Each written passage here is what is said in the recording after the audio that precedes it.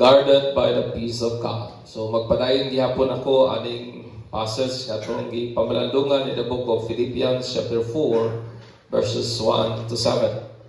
So sa atong pagpamalandong karon, dili lang ko magbasa sa 4 and then ambak na ito sa 7. Ang pulong sa Dios nag-ingon, rejoice in the Lord always. Again, I will say, rejoice. Ingnan na imong tapat, pagkalipay, nga ba? Rejoice. Ambak na ito sa 7.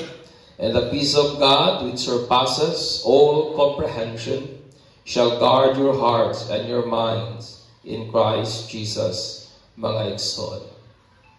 Aning duhang Domingo, ato nang gitakol, ato nang gisigutan ang una o ang ikaduhang bahin aning atong series na message entitled, Guarded by the Peace of God. Tungod kay parang ang kalinaw sa Ginoo ba manalipod sa atong kasing-kasing ug hunahuna aning ato ang troubled world. Aning atong kalibutan nga daghan og kakulian, daghagapan, kinahanglan nga buhaton usab nato ang ato ang bahin. Kinahanglan buhaton nato ang atong party volitionally. Buhaton nato uban ang pagdesisyon. Buhaton nato ang atong bahin prayerfully. Buhaton nato atong part obediently. O buhaton nato ang atong bahin mga igsoon faithfully. Una nga butang ang atong buhaton sumala sa atong diskusyon atong niaging Sunday. Una, that we must stand. Kinahanglan nga mubarugtang malikon. We must stand firm in the Lord. O kana nga pagbarug nato diya sa Ginoo atong gina-express, pinagi sa paggamit sa ato ang members sa ato ang body as an instrument of righteousness. Amen.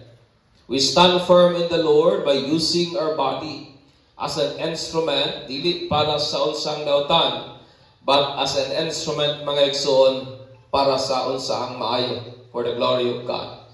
Ikaduha, aron nga ang kalinaw sa Dios mamuhat o manalipod sa atong kasing-kasing. Ikaduhang butang atong buhaton is this, kinahanglan nga magpuyo kita ang naay panaghiusap with one another o naay panag-uyunay o harmony with one another nga mahimong posible lamang sa dihang atong isig, atong tinguhaon, atong pangitaon ang usang interest nga mao lamang gyud ang interest sa Ginoo. Amen. We should learn to seek the interest of God para sa atong family.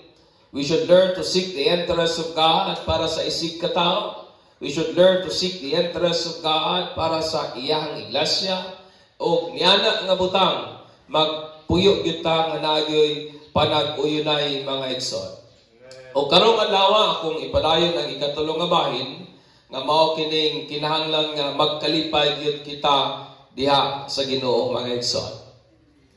Bahin sa ato ang part sa ato ang well-being, ingon nga tao kining nagmalipayon gayud.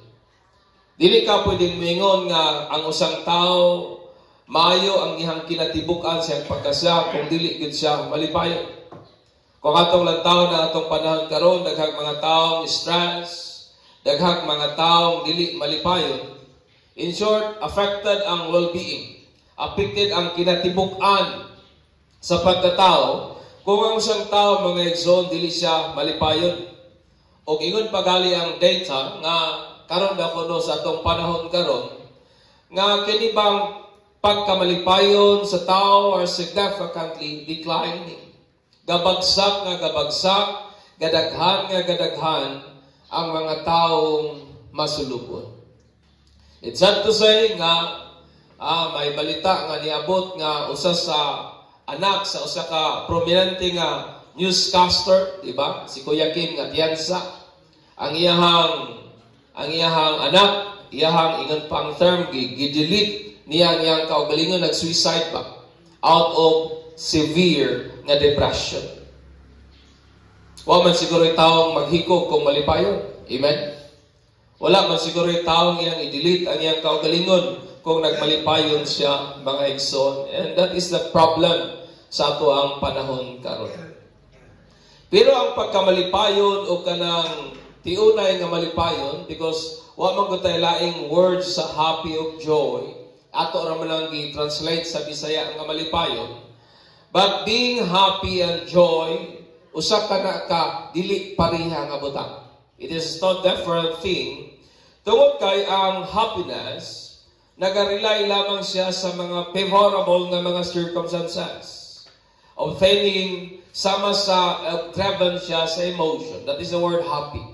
Nagdepende lamang siya sa external nga mga circumstances o driven siya sa pagbati.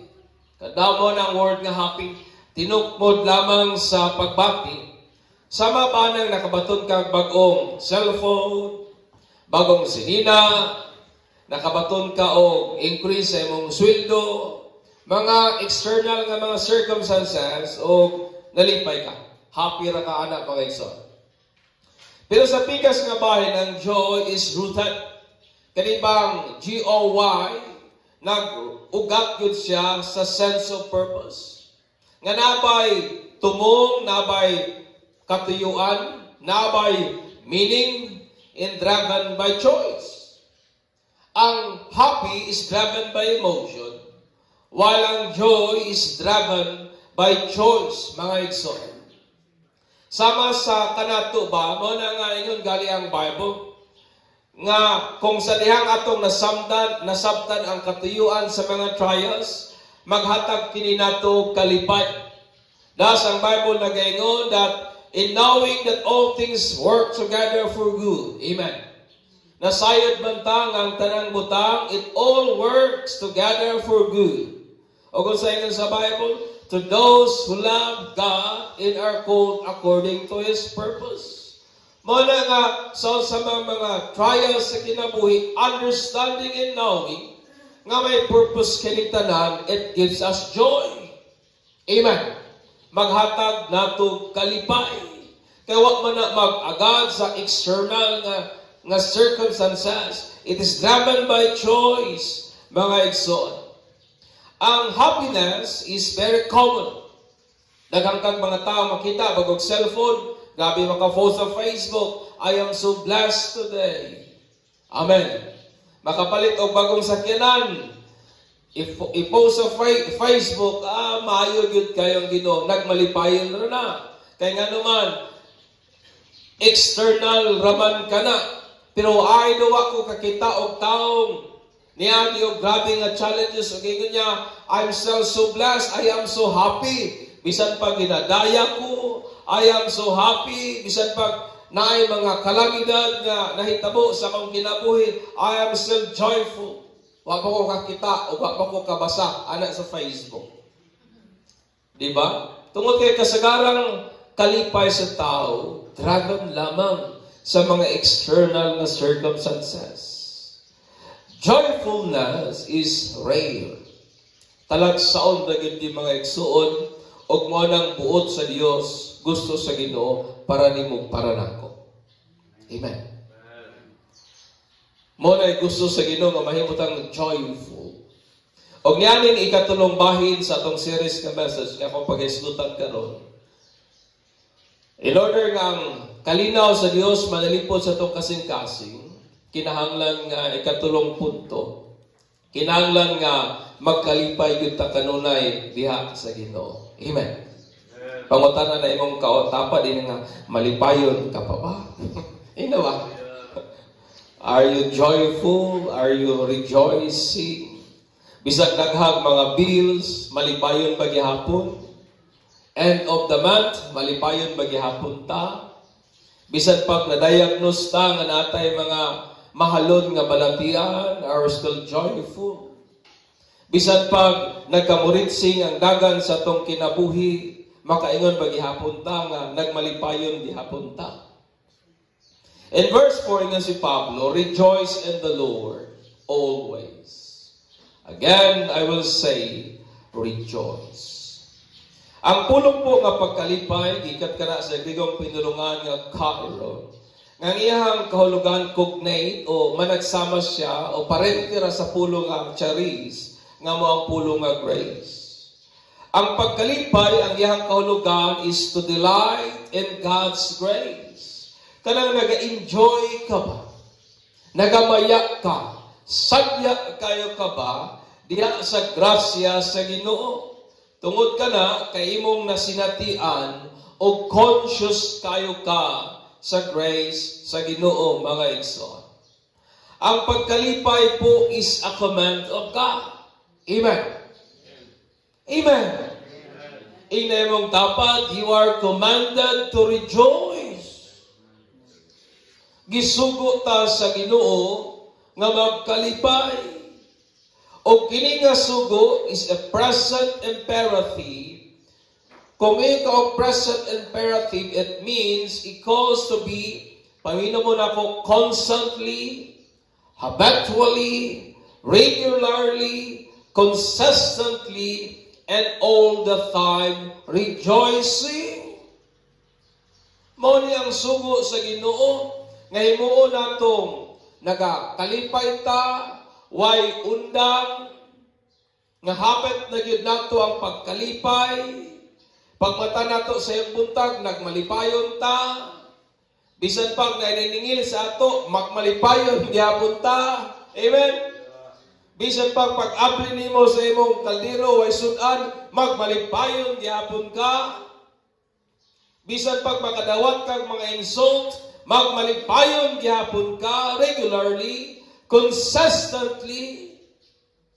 It means, bisan pag maayo o dili maayo ang dagan sa panahon o sa kinabuhi, we are commanded by God to rejoice. And all the time, rejoicing, mga igsoon. Usa ka lifestyle that emanates. Usa ka klaseng kinabuhi nga nagsumikad from active choice of will, regardless of whether confronted with joyful or adverse circumstances or people. Kana bitong imong gidesisyonan nga magmalipayon ka ba?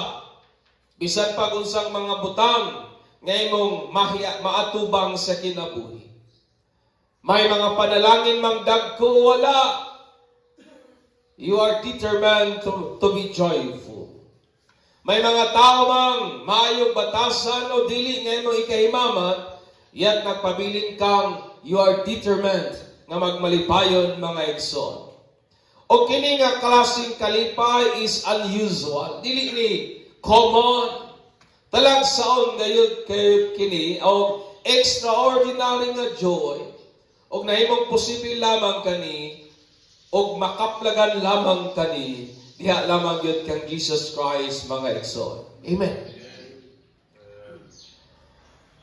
Kita nga mga tao, ang atong sense of joy or happiness, kanunay nagay cause o kanunay nagay rason o hinungdan nganong nagamalipayon ta. May mga individuals na nagakalipay over their lifelong dreams that now becomes their reality. Iba o ba nalipay tungod kay sa una may sila, kining akong bana, ginadamko ko lang ni. Karon bana na yun nako ni. Amen. Kaning akong kuan sa una, ginapangandoy ko lang ni. Karon uyab na yun nako. Sa una, kining akong sakyanan, ginadamko ko lang ni. Karon gisakyan na yun nako. Og may nga sila, malipayon kayo ko karon. Sa una, kining akong balay, ginadamgo ko lang ni. Karon, diri na gyud ko natulog. Nanay atop, di ba? Plaster na, fully furnace, etc. Bagong cellphone, o ba, nagakalipay sa ilahang paglaag-laag, nangandoy makasakay og airplane, makaadto og laing lugar. And it so happened, o may ganun sila, malipayon yun kayo ko, kaya nga akong pangandoy, kaniadto karon natuman na. Ang uban nagmalipayon usab tungod kay nakahuman na silang pagtuon. Ingon sila, di na ko mangayog alawan sa akong ginikanan. Ako na karon po'y mubalos. Malipayon kay sila kay nakahuman na sila silang pagtuon. Ang uban naka-start og bagong negosyo or nag-boom ang ilang business, etc. Daghang cause ang sense of happiness sa tao, mga igsoon. Ang uban pong mga tao found joy in their newfound purpose and newfound faith. Mura bang nakakaplag sila kanang tumong og tinguha sa kinabuhi ba nga naghatag po nilang kalipay. Ang uban nakakaplag og kalipay maski sa pinaka-simple lang nga butang sa kinabuhi. Makita lamang nila ang ilahang pamilyang nagmalipayon, ayun sila, malipay na ko. Di ba tito? May mga tao nga na, simple lang kayo kalipay. Makita lang niya yung mga anak na way balatian, makita lang niya yung anak na nakakaon, nasuluban og mayong sinina, nalang say mabutang nga pagkaon sa labisahan, og maingon na lang kining tawhana, malipayon kayo ko. May mga taong nagmalipayon sa simple lang mga butang sa kinabuhi, mga igsoon. May mga taong nagmalipayon sa dihang ang ilang ulo may unlan nga ilang kabutangan, may higdaan nga kahigdaan nila. Ang uban nagmalipayon kay may sinina nga nagtabon sa ilang kaulaon. Amen. Kabalo pa mo nga kining atong sinina, cover lamang ni sa atong pagkahupo. O padayon kini nagpahinumdum sa atong sa atong phone, mga igsoon. Ang uban nagmalipayon for having a good health. Ingon sila nga okay na ning ako kay wa makoy sakit nga mahalon, may magkog lawas, and for that ingon sila, yes, I am happy, and etc. Ang uban po, nakakaplag sa ilang kalipay sa mga particular hobbies sa kinabuhi. Ang uban nga hobby siguro, maybe sports. Marag ako, nakakaplag og joy sa sigigdulang tennis. Ngayon pa ni Mrs. Mura naman kaog na adik anak pa.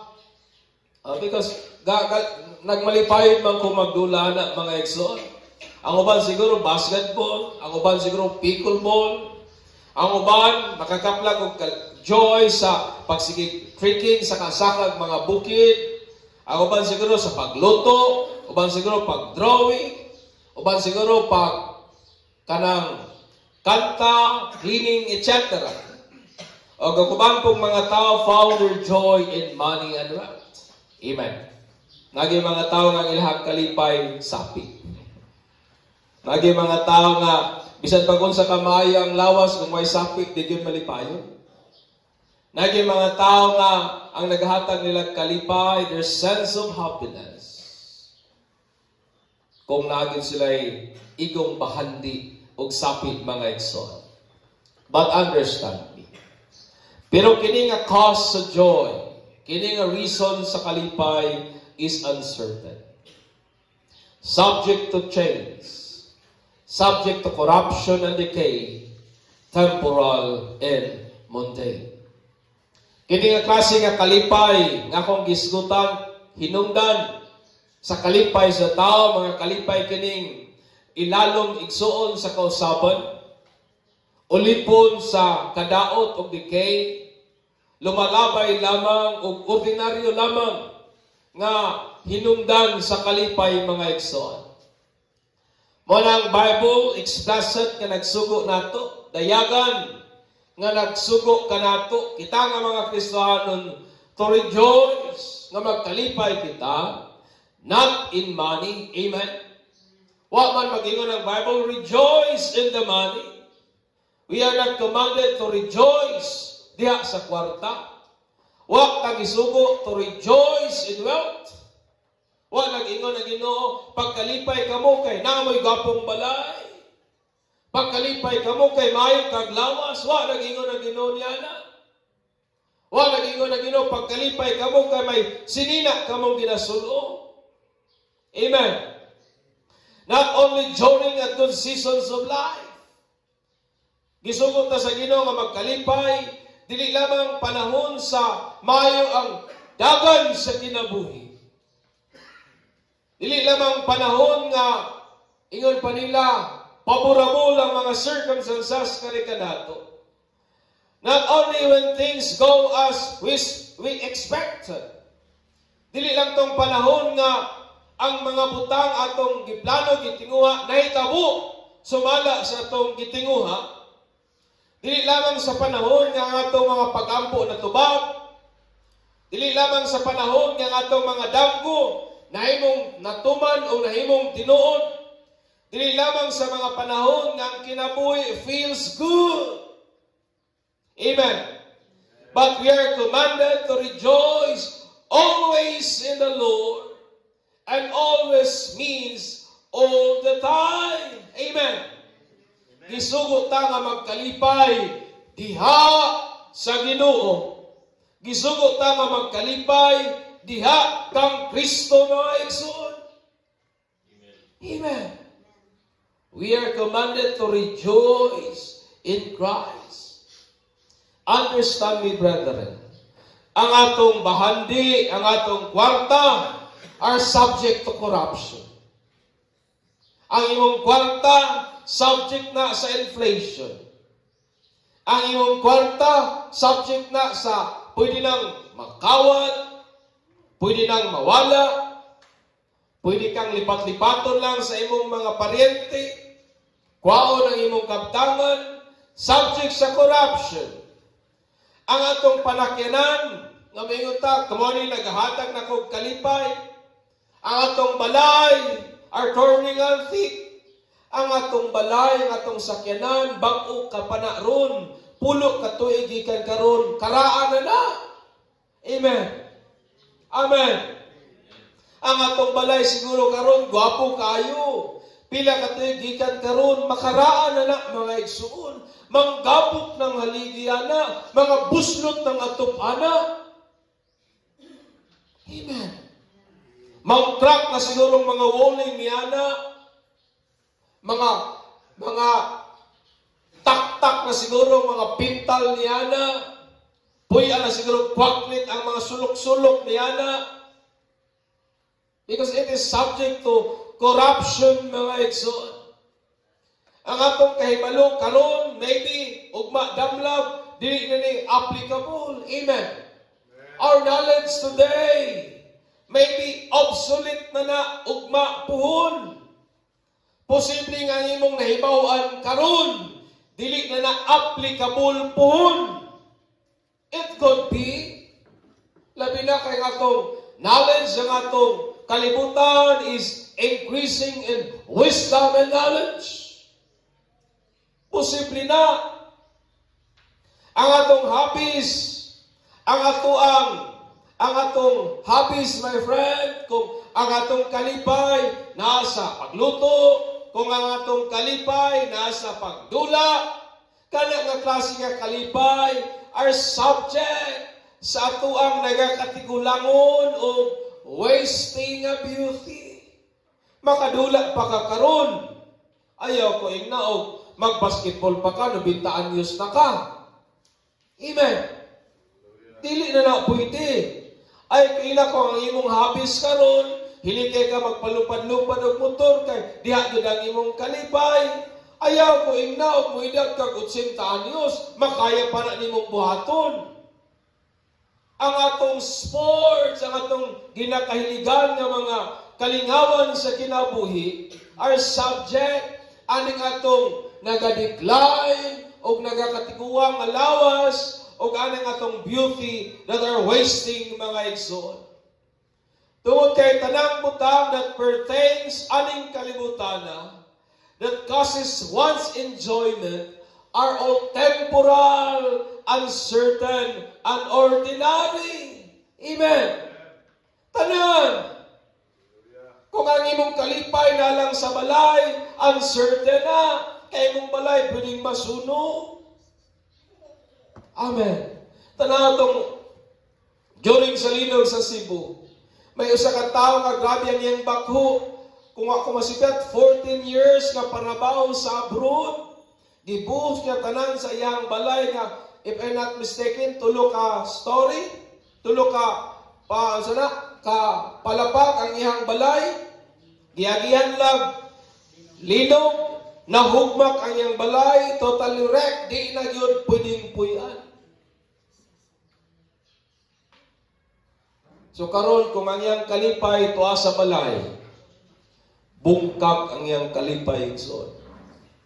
Because everything that pertains aning kalibutana, kung diha nato ginakuha ang atong kalipay, kung mo na hinungdan nga ng malipayon ta, I want you to understand, brethren, nga kanang butanga is uncertain, temporal, and ordinary lang. Napaba mo diya? The only certain, indisputable, and true cause of joy is siya nga naghatag og tumong katuyuan sa kinabuhi. Siya nga mo'y naghimo sa kinabuhi. Siya nga mo'ng pulong nga uban sa Dios og Dios, o siya ang pulong nga ang tanang butang na mugna pinagi niya, og mao kini si Jesus Christ ang anak sa buhing Dios. Amen. Only Jesus Christ never changes, for He cannot change. Tungod kaya tanang butang aning kalibutan na subject manggod sa kausapan. Kung ang imong kalipay diha nimo ibasi, nato sa katawa kung nakita sa kaning Netflix nga hadlok mamatay, ginabuhat niyang tanan para nga di lang gud siya mamatay, pero dili gud nimo kaya i-cheat ang death, mga igsoon, kay nganuman matiguwang ug matiguwang gid ang tao. Only Jesus Christ never changes, for He cannot change. He always remained faithful, true, trustworthy, reliable, and dependable. Sa diyang si Jesus Christ becomes the cause and meaning of our joy, in our very joy. Amen. Dili lang siya ang reason sa ato ang kalipay, siya gyud mo'y atong kalipay. Amen. We then possess an equivocal and profound reason to rejoice. Makapatuntag, di gyud kadudahan ba? Wagi halong libog, tinuod kayo, dili malalis, og lalong nga rason nganong magakalipay kita sa mga circumstances, kondisyon o kahimtang sa kinabuhi, nga atong ginatubang aning ato ang fleeting, aning atong lumalabay nga kinabuhi, mga igsoon. O kini nga kalipay is something that we cannot fray. Dili ni nato mapiki nga kalipay, nor dili po nato ni pwedeng itago nga kalipay. Tungod kay kani nga kalipay, it emanates from within, naggikan sa sulod, ingon nga bunga sa balaan nga espiritu, nga nagpuyo kanato o kanang butanga nagakadayag sa atong mga panagway. Amen. Amen. Liya daw na imong tapan og malipayon man nagpanagway. Usahay sa kabisi sa kinabuhi, di na takabantay ba? Naana ta lang siyo ta sige mugot. Naana ta lang siyo, wala ka usahay ba? Ana na ta sige mugtok, ana na lang ta sige mugot. Nga kini nga kalipay ngaya sa Ginoo, it radiates, nagakadayag sa ato ang mga panagway, mga igsoon. Amen. Di man ka pwede maingon nga sige ra kag kasuko, sige ra kag kalab, o maingon ka malipayon ko, ay nako disturbo. Mao na gid ning akong naong. I doubt for that. Tungod kay kani nga klase nga kalipay, it radiates from within, og nagakadayag, it emanates from within, og nagakadayag sa ato ang countenance, sa atong mga panagway, mga igsoon. Amen. Amen. Pagpaka na itong Ginoo niya. O niya ning lessons nga itong makuha in the book of Philippians chapter 4. Kabahin sa pagkalipay nato diya sa Ginoo. Tulong butang akong impart ani kabutagon una. That to rejoice in the Lord is a command. Sugo gid sa Ginoo. Ang pagkalipay diya sa Ginoo, dili ka na hangyo. Dili ka na hangyo lubok, but sugo sa Ginoo. Usa ka present imperative nga nagtawag nato usa ka klaseng kinabuhi nga magmalipayon, og nagsumikat ka na sa atong pagpili, sa atong choice. Nga piliyon natong magmalipayon kita in whatever we face sa kinabuhi, either adverse or favorable, mga igsoon. We choose to be happy, or we choose to be joyful. Tuod kay may reason man ang tanan kay kakahitabo. Obedience to this command involves physical expression that radiates in our countenance nga mo ang bunga sa Espiritu Santo kansang nagapuyo nga kanato. Amen. Ang pagtuman aning mong sugua naglambigit kini og physical nga expression. Bot pasabot, madayang sa atong naong ang pagkamapahiyumon, dili siguro na sige lang po katawa, pero kanang makita sa imong naong nga malipayon kagayod ba. Amen. O kana bunga sa Espiritu nga nagpuyo nato. To rejoice in the Lord is a command. O kana nga command kinahanglan always. Kadua, to rejoice in the Lord must be constant. Dapat kanunay. Dapat all the time. To rejoice in the Lord should be done in a constant manner. Kinahanglan way undang. Kinahanglan kanunay. Life, as they said, ingon pa nila, sama daw kuno sa weather o sama sa klima. Unpredictable. Sometimes init. Sometimes gloomy o dag-umon. Murag sa atong panahon karon. O sayo pa daw kuno bagyo. But our joy in the Lord must not be determined by the withers of life, but of our constant closeness with Christ. Di ba na mga tao sahay nga, ang ilahang mood magdepende sa panahon. Pag hayag, sige kalipay, sige tisngi, pero magdag-om pong naong. Ang atong kalipay sa Ginoo dili dapat determine sa wither sa kinabuhi, kundi diya sa atong pakigsuot yun kang Kristo. To rejoice in the Lord must be constantly. Amen. Amen. Bisan pag naay maningil, we must be rejoicing. Bisan pag naay mga challenges, kinahanglan nga magmalipayon kita. Pliyo nato ang magmalipayon ikson. Ikatulo, to rejoice in the Lord is realized when we are cognizant of His grace. Kani bitaw ang atong pagkamalipayon mahimong mahitabo gayud kini. O makahimo kita sa pagkalipay diha sa grasya sa Dios. O kani nahimong posible mga igsoon sa dihang ikaw ug ako nagkinabuhi kita nga conscious or mindful kita sa grasya sa Ginoo. Kana bitaw pagmatani mo sa buntag, imo habitaw gina pamalandungan ang kaayo sa Ginoo. Imo ginapabalandungan ang grace sa Lord, ni Lord that is at work sa atong kinabuhi. And I want you to understand me, brethren. There are no seconds in our life, in our short and challenging life, nga ang grasya sa Ginoo miundang. Amen. Walay segundo, walay higayon sa kinabuhi nato, nga ang grasya sa Dios miundang o mihunong og lihok. Muna kung imong pamalandungan ang grace ni Lord sa imong kinabuhi. Kung atong lantaw ng atong palibot o atong i-contemplate ang pagkamaayos sa Ginoo, ang pagkamatinud-anon sa Dios, ang kaluoy ni Jesus, dili gyud ta kawad-an og butang og rason nganong magmalipayon kita og magmapasalamaton sa Ginoo. Amen. Kung imo lang yun bitang hatagag higayon nga pamalandungan ba ang kaayo sa Ginoo, we will never get exhausted of things to rejoice and thank God for. Kanang mga taong way ikapasalamat sa Ginoo, mo nang mga taong wala nagapamalandong sa kaayo sa Dios. Pero kung imo yung pamalandungan ang kaayo sa Ginoo, di ka mawad-an og rason, di ka mawad-ag butang nga imong ikalipay o igapasalamat sa Ginoo. Amen.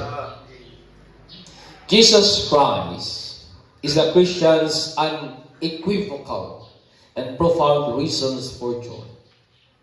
Dili kwarta, dili balay, dili sakyanan, dili itong nakahumantag pagtuon. Yes, malipay man tanana, pero dili na mo'y ato ang profound reason nga nung nagakalipay ta. Ang pinakarason nga nung nagakalipay ta, mao gyud si Jesus Christ. Amen. Mao gyud si Kristo igsoon. For He is immutable. It means He is unchangeable. And in Him, we are commanded to rejoice continually, being cognizant sa iyang grace, o magkinabuhi kita aning kinabuhia in honor of His name and in hope of His coming.